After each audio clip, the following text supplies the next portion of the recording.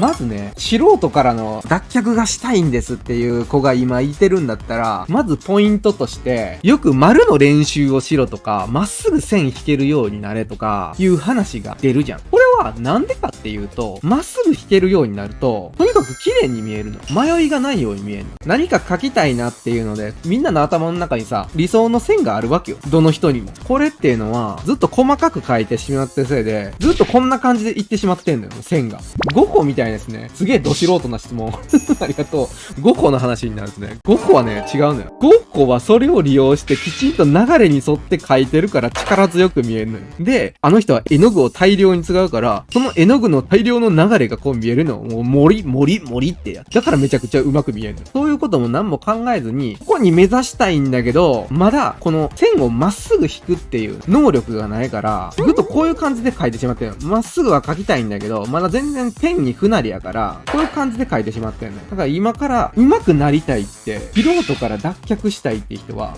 まず、ここからここまでは、何が何でも時間かかってもいいから、一発で描くっていうのを努力したらいい。それだけで上手く見える。ちょこちょこ書き、味のある風にはならないんですね。味じゃないね、それは。タッチングっていう技法があるけども、タッチング塗りっていうのは、ちゃんとそのシワの流れに沿って、タッチングするから、流れに見えるわけよ。流れをきちんと沿ってるんだったらいいよ。素人から皆さん脱却したいのであれば、しっかりこの辺りの髪の毛っていうのは、どっからどこまで向かってるのかっていうのを描けるようになればいいです。でなるべく一発で。なるべく一発でっていうのも、絶対に描けない部分はあるからね。描いたらおかしいところもあるけど、髪の毛とかだったら、まあまあ一発。ということです。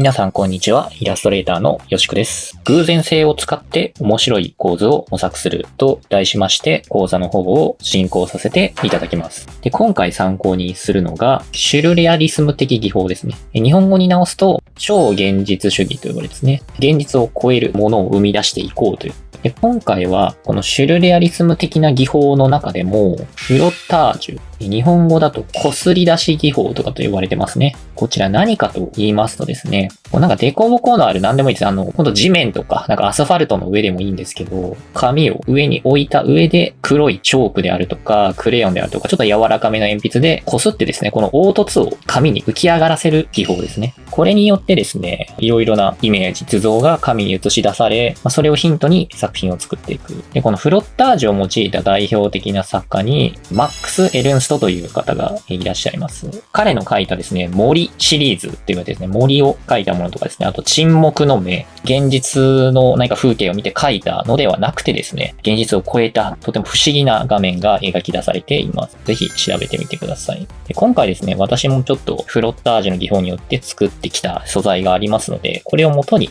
絵を描いていこう、構図を作っていこうと思います。こちらがテクスチャーですね。で、このような素材はですね、講座の中で受講者の方に配布しますので、素材を作るのが難しいよという方は、こちらの方を利用していただくというのも一つの手だと思います。ではですね、早速、じゃあこちらのなんかよくわからない模様がいっぱいできてるテクスチャーからですね、形をいろいろ発想してみようということですね。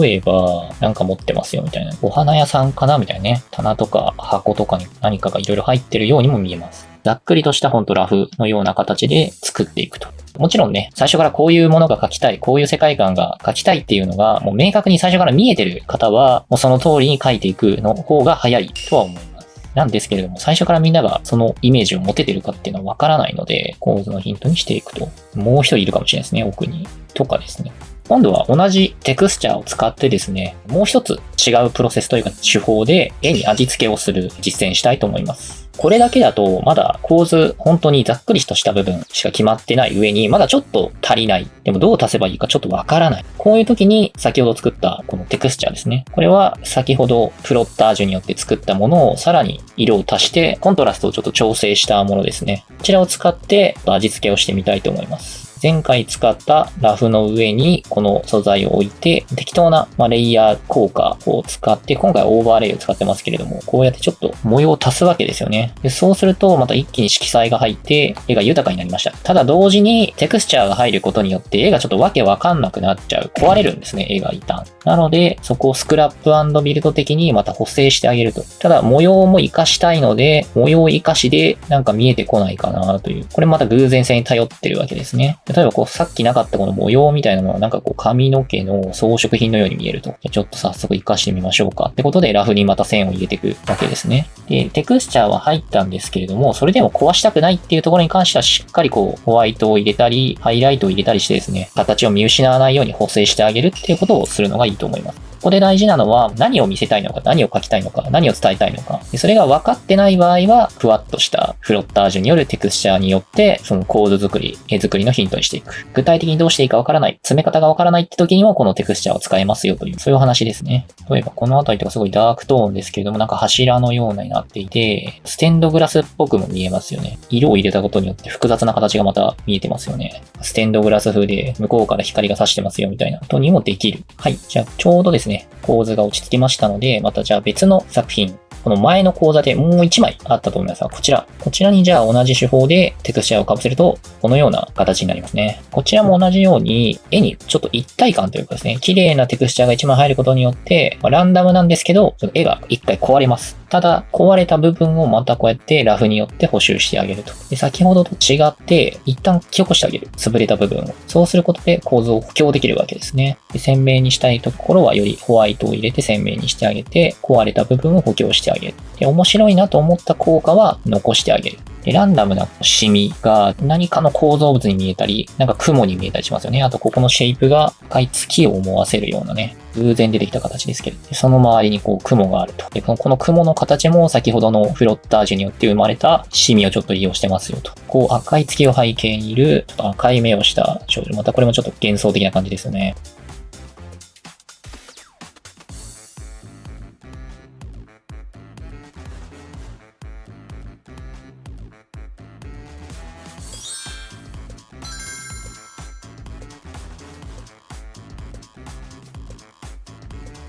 皆さんこんにちは。イラストレーターのよしくです。今回からセクション4に入っていきます。この段階である程度この大きな主題ですね。このプロポーション、人物の比率、手と顔の大きさのバランスはどうだろう。この足の長さ、太さに対する体のバランスですね。大きさは正しいのかどうか。それを精査していく必要があるわけです。で、今、正しさという言葉が出たんですけども、これただでさえデフォルメされたキャラクターにおいて、何が正しいというのがすごくわかりづらい。いろんな作家さんがいて、各々にやはりこうデフォルメの仕方が変わるわけですよね。一体何を基準にデフォルメを自分で作っていけばいいんだろうっていうのがわからないっていうことが結構あると思うんですよね。もちろんね、じゃあデフォルメとはそもそも何なのか。デッサン的には正しくない形。だけど、絵の中ではかっこよく見えるフォルムっていうのももちろん存在していて、それをどういう風に考えていけばいいんだろうかっていうことを解説していきたいなと思います。今回はそれにあたって、一つの言葉というか、それがマニエリズムという考え方になります。自然をただ克明に描くわけではない。古典的な流れからちょっと逸脱して、作家の解釈をより入れようという絵画の中の主義主張、技法の一つ、それを言い表した単語になります。で、それの例題を今回も実際の巨匠たちの絵を参考にして解説していきたいと思います。で、マニエリスムとは実際どういう表現なのかというと、簡単に言うと曲がりくねった表現、引き伸ばされた人体表現ですね。あと歪められた空間表現。これは小質点。よくイラストとかでね、アイレベル大事ですよとかって言われますけど、そういうのがね、歪められてる。作家の作為的に乱されてたり、ねじ曲げられた空間表現。この絵はね、パルミジャニーノという画家の、もうそのまんまですけども、首の長い聖母と呼ばれてる絵画ですね。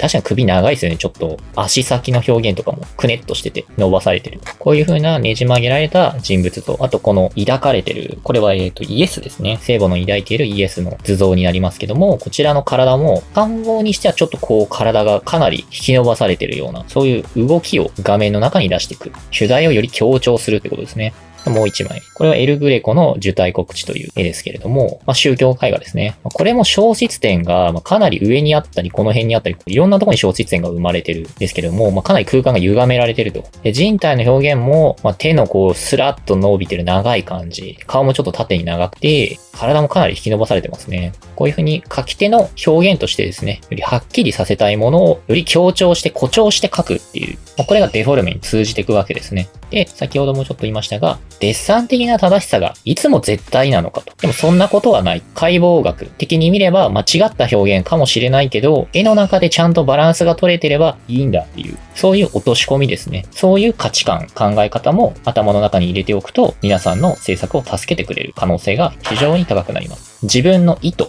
何を表現したいのかっていうことに対して、形を歪めたり変えていくことにビビらないでほしい。そういうことが、やっぱり作家の個性や絵柄ですね、になっていく。ということですね。でこの絵で言えば、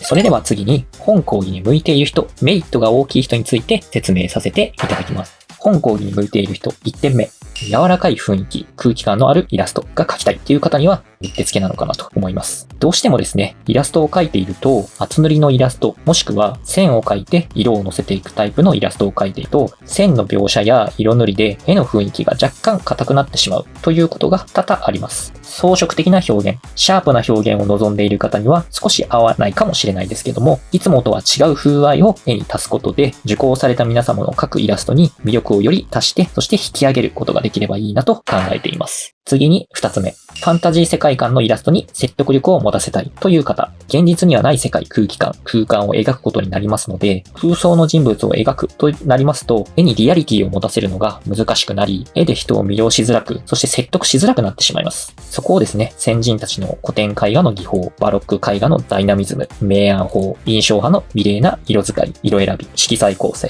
説得力のある画面からヒントを得て、それをイラストに転用して、皆様の絵を1段階、2段階上の説得力を持ったファンタジーイラストに仕上げていくことができるのかなと考えています。そして3点目。構図やキャラクターの発想方法、新しい造形方法を学びたいという方に向いているのかなと思います。私はどうしてもキャラクターイラストが描きたいけどイメージが湧かない、柔らかい表現をしてみたい、人と違った表現をしてみたい、幻想的なキャラクターイラストが描きたいという方々の助けになりたいという思いが私の中にも常々あって本講義を開設させていただきました。皆様にとって本講座がイラスト制作の様々な助けとなれば幸いです。それでは次のセクションでお会いしましょう。よろしくお願いいたします。